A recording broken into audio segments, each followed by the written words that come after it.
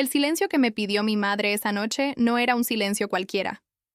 Era el tipo de silencio que se construye durante años, ladrillo por ladrillo, hasta que te conviertes en una persona que ya no sabe cómo hablar en voz alta dentro de su propia familia. Era el silencio que se le pide a alguien cuando su presencia incomoda, cuando su historia estorba, cuando la verdad que carga en el cuerpo amenaza con arruinar la imagen que los demás han pasado toda la vida construyendo. Me lo dijo en el baño 3 minutos antes de que llegaran los invitados. Me tomó del brazo con esa fuerza suave que solo usan las madres cuando quieren que parezcas obediente sin que nadie lo note, y me dijo: «Esta noche, por favor, Camila, no digas nada. Deja que Rodrigo tenga su momento». Yo tenía 28 años. No era una niña. Y sin embargo, en ese baño, con la mano de mi madre apretando mi muñeca, me sentí exactamente igual que siempre me había sentido en esa casa. Pequeña, estorbosa y culpable de existir de la manera equivocada.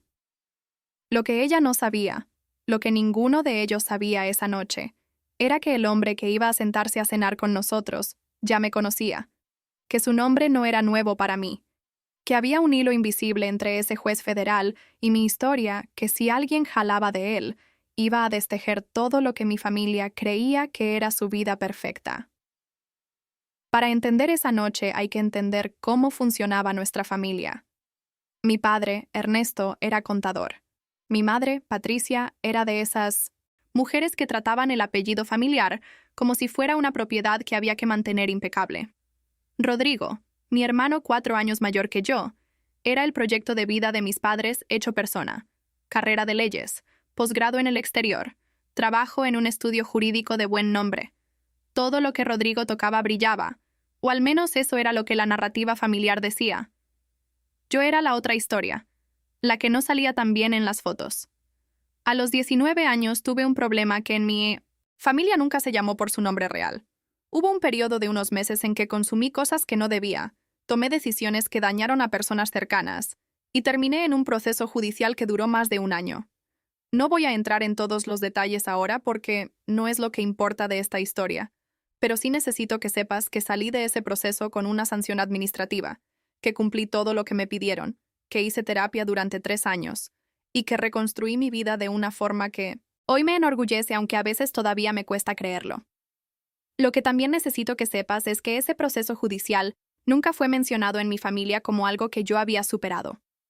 Era mencionado, en cambio, como algo que yo había hecho, como una deuda permanente que debía pagar con silencio y agradecimiento de por vida. Mi madre tenía una forma de recordármelo que no usaba palabras. Era una mirada que duraba medio segundo más de lo normal cuando yo hablaba demasiado en una reunión familiar.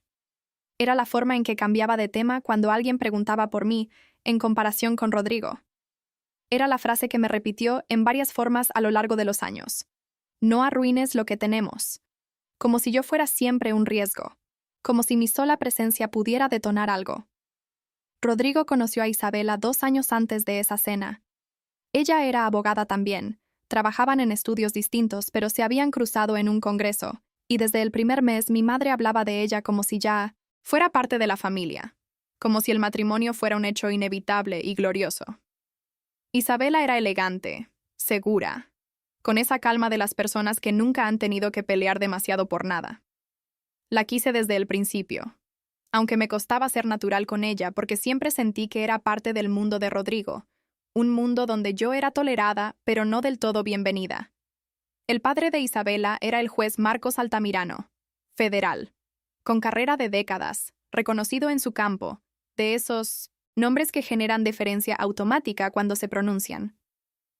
Mi madre llevaba semanas preparando esa cena con una intensidad que me pareció desproporcionada, hasta que entendí que para ella no era solo una cena. Era la coronación de todo el proyecto familiar. El momento en que la familia que ella había construido iba a ser validada por alguien del más alto nivel. La noche anterior me llamó para confirmar que iba a estar. Le dije que sí. Me preguntó cómo iba a vestirme. Le describí lo que tenía pensado. Hubo una pausa y me dijo que quizás algo un poco más formal daría mejor impresión. No discutí. Y al día siguiente, en el baño, me pidió que me callara. Lo que mi madre no sabía, lo que yo llevaba cargando sola desde hacía 3 semanas, era que el juez Altamirano había sido la figura judicial que supervisó mi proceso 6 años antes. No había tomado la decisión directamente. Eso lo había hecho una instancia menor, pero su firma aparecía en 2 documentos de ese expediente. Yo lo supe. Cuando Isabela me mostró una foto de su padre en su teléfono, meses antes de esa cena, con la naturalidad de quien presenta a alguien querido. Reconocí el nombre antes de ver la cara, y cuando vi la cara, confirmé lo que ya sabía. Durante semanas me pregunté qué hacer con eso. Si decírselo a Rodrigo, si decírselo a mis padres, si hablar con Isabela. Analicé cada opción y cada una llevaba a un lugar complicado. Si lo decía, mi familia iba a entrar en pánico y la narrativa iba a ser que yo estaba saboteando la relación de Rodrigo.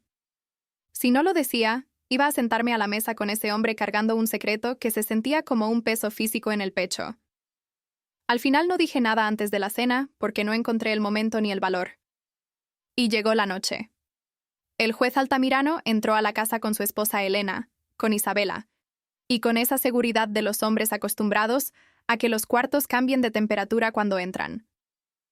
Mi padre lo saludó con una deferencia que me incomodó. Mi madre irradiaba una tensión feliz, esa mezcla extraña de ansiedad y orgullo que solo produce la gente que lleva mucho tiempo esperando un momento. Me saludó a mí entre los otros. Un apretón de mano, contacto visual breve, la sonrisa protocolar de quien conoce 100 personas al mes. No hubo ningún signo de reconocimiento en su cara. Yo, en cambio, sentí que el piso se movía levemente bajo mis pies. Nos sentamos a la mesa. Mi madre había puesto una vajilla que yo nunca había visto antes, comprada específicamente para esa noche. Las copas eran de cristal fino. Las velas eran de cera de abeja.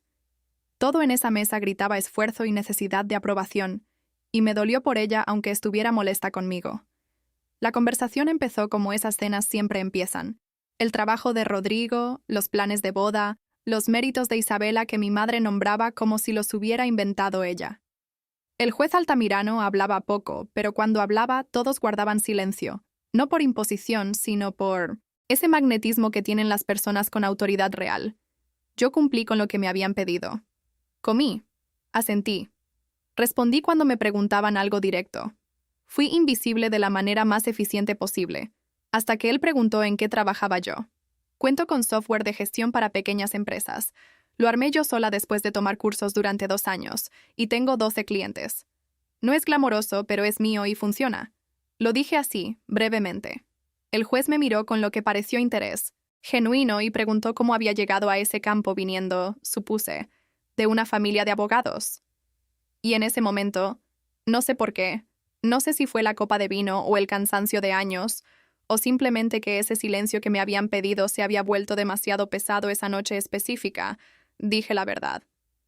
Dije que había tomado un camino diferente al de mi hermano, que había tenido una etapa difícil de joven que me había llevado por rutas inesperadas, y que de alguna forma esa etapa me había enseñado más sobre mí misma que cualquier otra cosa. El silencio en la mesa cambió de textura. Mi madre levantó su copa sin beber. El juez me miró un segundo más largo, y luego dijo, con una calma que no era frialdad sino algo más parecido a la precisión: «Eso habla bien de usted. Las personas que saben nombrar sus periodos difíciles generalmente son más honestas que las que los esconden». Nadie supo exactamente qué hacer con eso. Isabela sonrió. Rodrigo miró su plato. Mi madre soltó una risa, pequeña y nerviosa, y desvió la conversación hacia el menú principal. Pero algo había pasado en esa mesa que no se podía deshacer. Después de la cena, mientras los hombres estaban en la sala y las mujeres recogían en la cocina según una dinámica que nadie había acordado pero que todos seguían, mi madre se puso a mi lado en la encimera y me dijo en voz muy baja: «¿Por qué hiciste eso?». Le pregunté qué había hecho. «Mencionaste tu problema», frente a él. Le dije que no había dado ningún detalle, que había sido vaga, que cualquier persona tiene una etapa difícil, y nombrarla no era ninguna confesión. Ella me miró con esa mirada que llevaba décadas perfeccionando. «Sabes perfectamente lo que quiero decir». Y sí, lo sabía. Lo que ella quería decir era que yo había introducido una imperfección en la noche que ella había construido para ser perfecta, que había hablado cuando me había pedido que no hablara, que había existido, de nuevo, de la manera equivocada. Esa noche, manejando de regreso a mi apartamento, algo se asentó en mí con una claridad que dolía, pero que también era, paradójicamente, un alivio. Entendí que el silencio que mi familia me había pedido durante años no era para protegerme, era para protegerse a ellos, para que su imagen nunca tuviera que hacerse cargo de mi historia. Y entendí también que yo no podía seguir pagando ese precio. Lo que pasó en los meses siguientes fue una serie de conversaciones que ninguno de nosotros hubiera elegido tener, pero que eran necesarias desde hacía mucho tiempo. Hablé con Rodrigo primero, porque de todos era el que más me conocía y el que menos había hablado de todo esto conmigo. Le conté lo del expediente, lo del juez, lo que había llevado cargando sola.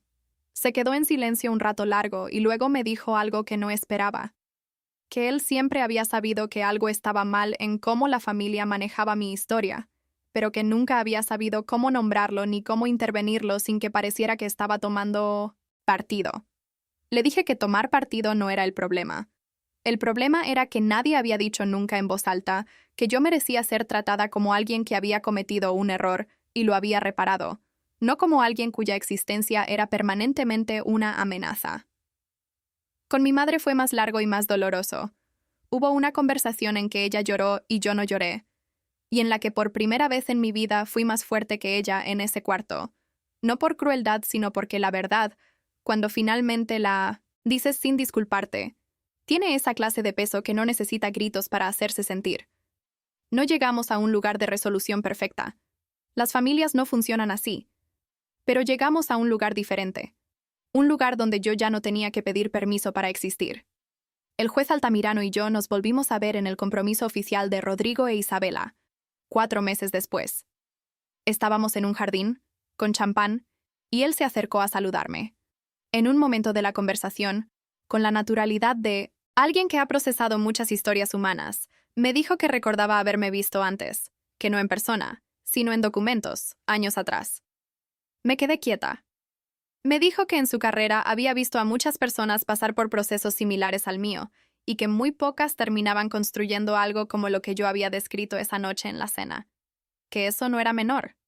No supe si era compasión o reconocimiento genuino, o simplemente la elegancia de un hombre acostumbrado a manejar situaciones incómodas. Probablemente eran las 3 cosas al mismo tiempo. Lo que sé es que ese momento cerró algo en mí. No de manera dramática, no con música ni con llanto, sino con la misma quietud con que cierran las cosas que finalmente encuentran su lugar. Hay familias que te enseñan que el amor se gana con el silencio, que para ser querido hay que ser invisible en los momentos inconvenientes, que la vergüenza que cargas es tuya para siempre, sin fecha de vencimiento. Yo viví en esa creencia durante muchos años, y la noche en que una madre me pidió callarme frente a un juez federal, sin saber que ese juez ya conocía mi historia, algo en el universo organizó las cosas de una manera que yo nunca hubiera podido planear. A veces la verdad no necesita que tú la defiendas, solo necesita que no la escondas.